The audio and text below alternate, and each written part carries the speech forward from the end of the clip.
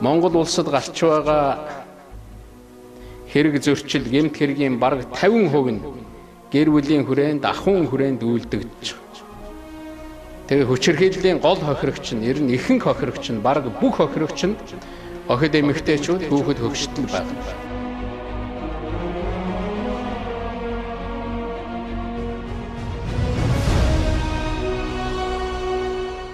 Монгол улсад гэр бүлийн хүчирхийллийн гэмт хэрэг жил ирэх бүр өссөн дүнтэй гарах болжээ.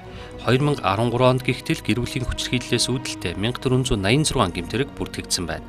Харамсалтай тоо мэдээд урьдчилан сүүлийн 4 жилийн хугацаанд гэр бүлийн хүчирхийллийн улмаас 50 хүн амьсаа алдаж 1251 хүн эрүүл мэнд бие махбодороо хохирчээ. Манай улсын 3 айл, 3 өрх тутмын нэгдэн гэр бүлийн хүчирхийллийн ямар нэг хэлбэр байна гэсэн ийм судалгаа байдаг. 3 өрх тутмын нэгдэн гэр бүлийн хүчирхийллийн ямар нэг хэлбэр байна гэсэн. Гэр бүлийн хүчирхийллийг олон улсад сэтгэл санааны, бие махбодын, санхүүгийн, бэлгийн гэсэн 4 хэсэгт хувааж үздэг байна. Тэрээс хамгийн тэр хил хамаар доромжлох манай нөхөр банга зөв юм хийсэн ч мангар тэр найз нөхдөйхөө дэргэд ч мангар тэр нэг ах ихч наргаа дэргэд ч мангар тэр нэг. Яг ч юм хатаач гэсэн мангар тэр нэг гэдэг үг чихэнд бүр яатай. Би охноо нөхрийнхээ ихч тэгээд амихарлаг байсан. Тэгээ гараа даатайх. Галын матгар төмөр гэж ярьдаг шүү дээ. Тийм төмөр аваад бараг л өстой нэрээ дотгошоо оров гэж бодогдохоор ингээл би ч өөрөө ойрлоо явсан. Тэгээ дараа нь өдрөөс хүсээгүй, өөртөө унтах хүсэлгүй байхад тодорхой хэмжээр өөртөө ашиглагдахаарч та эрсчив шиг тийм сан гаргаж байгаад бид нар бас их хүнд итгэл даа. Гэр бүлийн хүчирхийллийн хохирогчдын 80% нь охид эмэгтэйчүүд. Гэхдээ гэр бүлийн хүчирхийлэлд зөвхөн эмэгтэйчүүд өртдөг гэвэл өрөөсгөл. Хүүхэд нь эцэг их нь хүүхдээ, эхнэр нь эр нөхрөө дээрлэх, дарамтлах, санхүүгийн болон бусад эрх чөлөөг нь хязгаарлах явдалч энэ ойлголтод хамаарна. Сүүлдээ бүр амьсгалах агааргүй болтлон дэр хүнийг бол орон зайгүй болгодог юм аюултай гэмт хэрэг. Тэр ч үүднээсээ бол эрүүдийн шүүхийн эсрэг хороноос бол энэ гэр бүлийн хүчирхийлэлд онцгой анхаарал хандуулдаг. Тэгээд гэр бүлийн хүчирхийллийн одоо ноцтой хэрэгүүдийг бол эрүүдийн шүүхийн эсрэг хорон эрүүдийн шүүлт гэж үзэж байгаа. Тэр эрүүдийн шүүлт гэж үзэж байгаа тохиолдолд эрүүдийн шүүлт маань өөрөө дайм болон одоо онц байдал зарласан үед ч гэлээ гэсэн хүн бол эрүүдийн шүүлтээс ангид байх хэрэгтэй. Тэр ийм одоо ноцтой гэмт хэрэгтэй одоо адилхан үзэж байгаа учраас энэ гэр бүлийн хүчирхийлэл өөрөө хэр ноцтой болохыг бол эндээс харж байгаа хаа гэж бодож байна. Хүчирхийлэлтэй харилцааг зогсоохын тулд бол хохирогчдод их юм хийдэг л дээ. Би одоо дугаа байчих юм бол энэ зогсчиж магадгүй.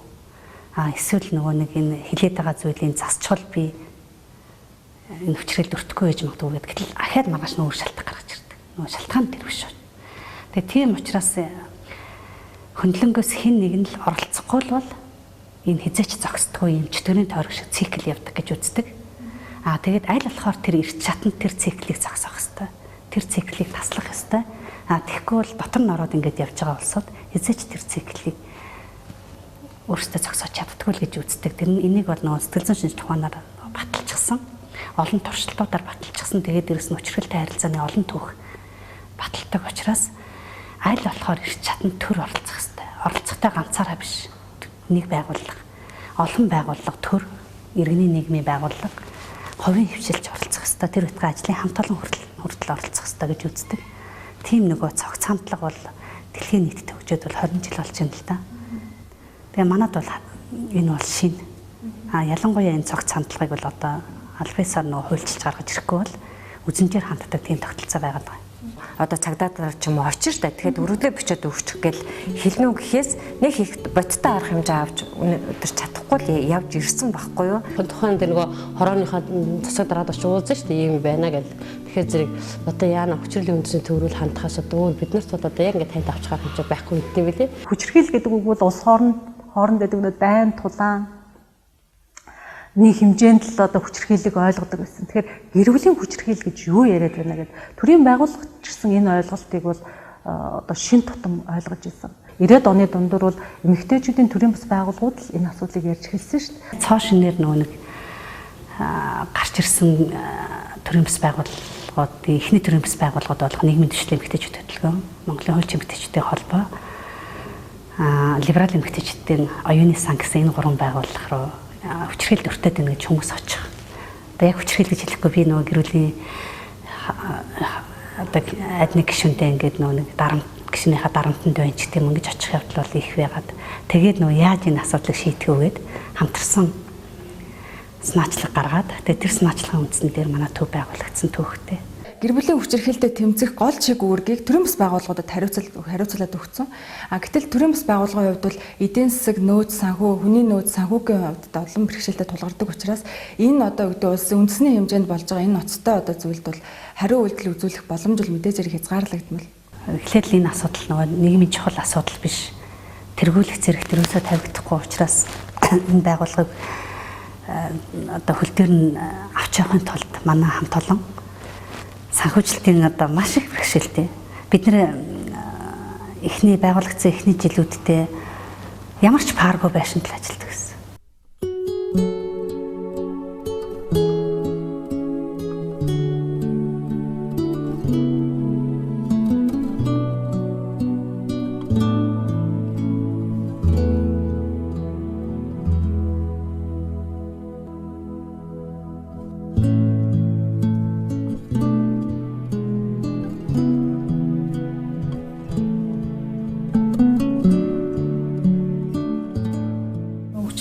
Ирж байгаа хүмүүсийн задуулсан тийм ээ ихэнх нь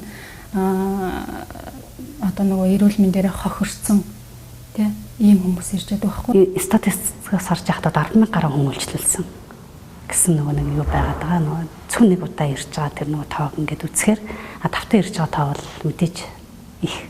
Хамгийн доод тал нь ихтэл нэг хүн бол нэг 5-аас дээш удаа ирнэ асуудлаа шийдвэрлэхийн тулд. Хамгаалах хорионд бол сэтгэл зүйч нийгмийн ажилтан хууль эрхцэж халамжийн ажилтан зохицуулагч гэсэн энэ 5 мэргэжилтний бүрэлдэхүүнтэй байдаг. Би ийм асуудалд ингээд ирээд тэгээ 2 сарын хугацаанд энэ байгууллагт би үнэхээр дотроосоо байрлаж чаддаг.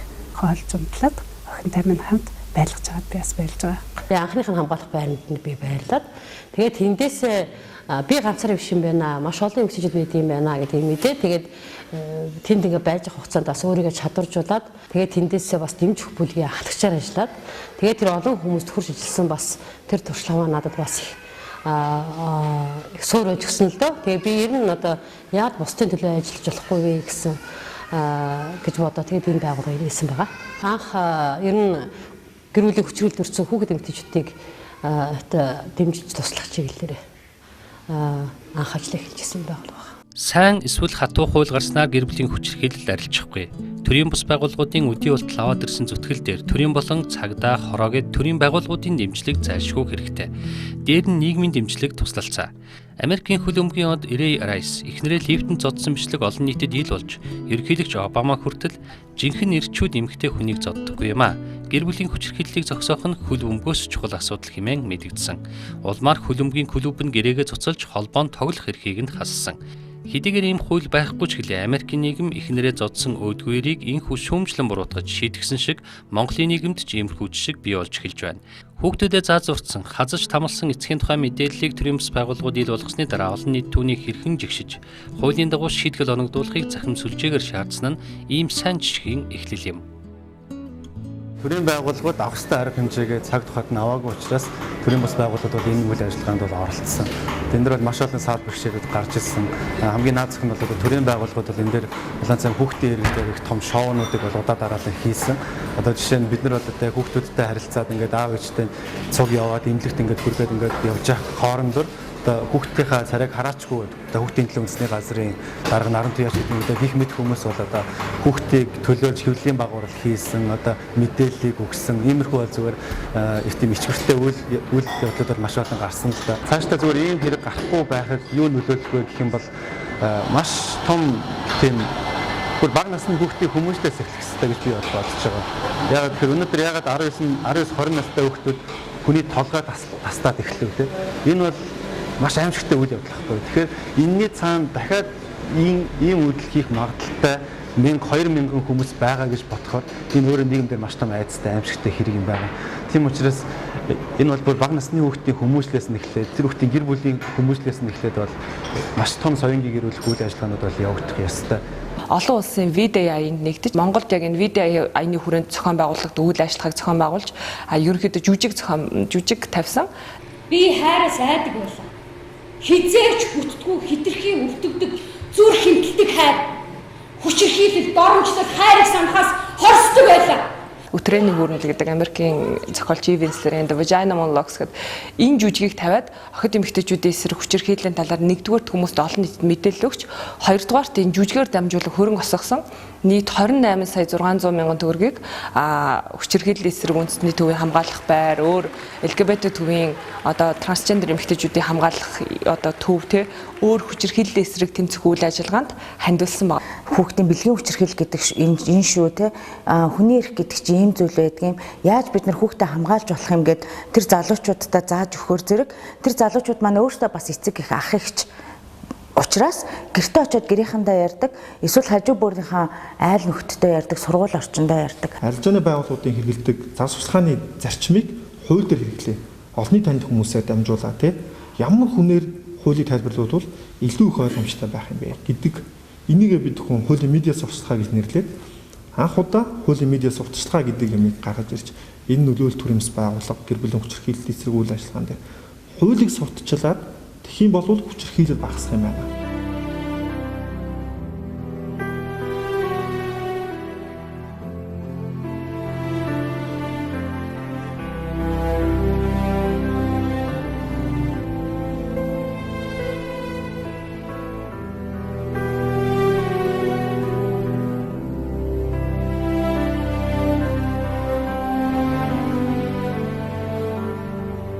Одоогийн шинэ хуулийн төслийн онцлог байгаа юм л да. Тэрний юу вэ гэхээр хохирогчийг бүх байгууллагуудын үйл ажиллагааны төв тавьчир тавьж байгаа. Тэгээд бүх байгууллага үйл ажиллагаа явуулахдаа номер 1-т хохирогчийн аюулгүй байдлыг яаж хамгаалах вэ гэж ажиллана. Тэгж ажиллахдаа дангаар ажиллахгүй, дандаа хоорондоо хамтдаа ажиллах. Ийм л нөгөө цогц тогтолцоо, цогц механизм, цогц хамтын ажиллагааны загварыг л оруулж ирж байгаа. Төрөн ч гэсэн төрийн бас байгууллагаас суралцж байна. Одоо ганц нэг жишээ хэлэхэд энэ цагдаагийн байгууллага дээр гэр бүлийн хүчирхийлэлтэй тэмцэх тасаг ажиллаад эхэлсэн биш. Дагнам мэрэгчсэн тасаг. Хамгаалах байр. Цагдаагийн ерөнхий газрын дэргэд одоо гэр бүлийн хүчирхийлэлд өртсөн хүмүүсийг хамгаалах байр одоо шинээр бий болоод ажиллаж эхэлж байна. За одоо бэлгийн хүчирхийлэл хүчингийн хэргийг мөрддөг эмэгтэй мөрдөн байцаагч нарын одоо бас ийм тасаг бий болоод эхэллээ. Тэгээ энэ бүхэн чинь бас их том өөрчлөлт, их том амжилт. Тэгээ энэ бүхний үндсийг ингээд аваад үзэхэд бол яа харахгүй энэ төрийн бус байгууллагуудын одоо хийж эхлүүлсэн тэр үйл ажиллагааны үр дүн юм аа гэж. Өнгөрсөн 20 жилийн хугацаанд төрийн бус байгууллагууд энэ хогч иргэнттэй харьцаж эднийг хамгаалах үйлчлэг үзүүлдэг байсан бол 2014 оны нэгдсэн шинжилгээ өрөөнд бол бас төр энэ хогчдыг хамгаалахын үйлчлэг үзүүлж эхэлж байгаа. Ийм бас нэг нааштай үр дүн гарч эхэлж байгаа. Цагдаагийн байгууллагын дэргэд хамгаалах байр бий болж байна гэсэн үг. Тэгэхээр бол яг жаргал байхгүй хамгаалах байр бий болоход бид нэр тэр чинь стандарт нормтыг хогчтой ажиллах байдал гээд хамгаалах байрны үйл ажиллагаатай холбоотой асуудлуудаар бид нэр хүчирхийлэл эсрэг үндэсний төвөөс дэмжлэг тусцаа авч хамтран ажиллаж байгаа. Хүчирхийлэл эсрэг үндэсний төв маань ажлын туршлагатай олон жилийн доктортой үйл ажиллагаа явуулдаг учраас бид нэр цагдаагийн байгууллагаас тус төвтэй хамтраад арга зүйн дэмжлэг авч ингэж хамтарч ажиллаж байгаа. Иргэд одоо гэр бүлийн хүчирхийлэлтэй холбоотой асуудлаар ямар нэгэн дуудлага мэдээлэл өгөх мөн зөвлөгөө авахар бол одоо тус гэр бүлийн хүчирхийллийн хохирогчийг төр хамгаалах байранд байрлуулсан 107 дугаар утсанд хандаж мэдээлэл авч болно. Гэмтэргийн хуулийн төсөлд энэ гэр бүлийн хүчирхийллийг гэмтэрэг тооцсон явдал нь Монгол Улсын засгийн газар Монгол Улсын төр хүний эрх хэрэгчлөөг хангаж хамгаалах үүргээ ухамсарлаж одоо энэ чиглэлээр дөрвтэй одоо арга хэмжээ авч эхэлж байгаа юм бол сайн жишээ гэж бол бид нар үзэж байгаа. Жинхэнэ эр хүн бол хүчгүйд хүч гаргадаггүй. Жинхэнэ эр хүн бол охид эмэгтэйчүүдэд хүч хэрэглэдэггүй маа. Би аав хүний хувьд, эр хүний хувьд эрчүүдтэй хандаж нэг зүйл хэлье. Бүгдээрээ жинхэнэ эрчүүд бай. Охид эмэгтэйчүүдэд хамгаалъя.